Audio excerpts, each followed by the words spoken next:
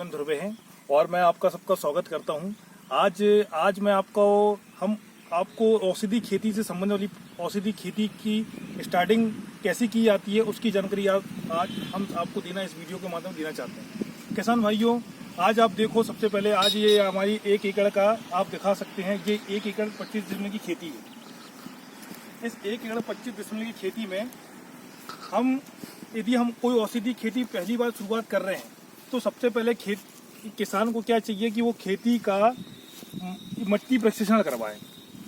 मिट्टी प्रशिक्षण करवाने का कारण इसलिए है कि मिट्टी प्रशिक्षण करवाना इसलिए ज़रूरी होता है कि जो हम अब तक की इस खेती में, किसान भाइयों, अब तक इस खेती में धान, गेहूं, मक्का की ही खेती की जाती थी। ये परंपरागत खेती की जगह है जो आप देख रहे हैं।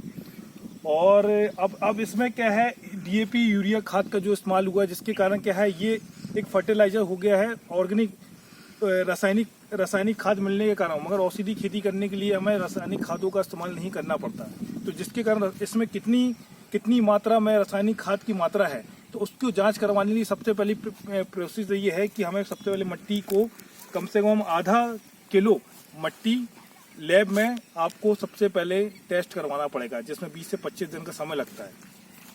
अब इसकी स्टार्टिंग विधि ये हो गई आज एक किसान के तौर में।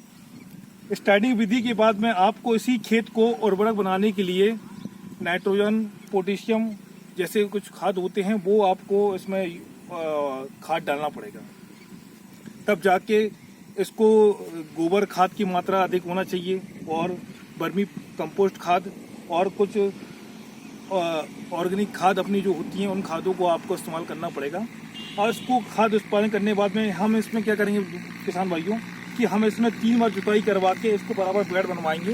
बेड बनवाने के बाद में इसमें आपको वर्मी कंपोस्ट खाद हो गई और आपका गोबर खाद हो गई।